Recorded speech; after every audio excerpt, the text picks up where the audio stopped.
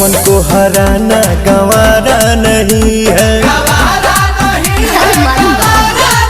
हाँ हाँ हाँ गोली चले चाहे छारा ये यारा कभी हारा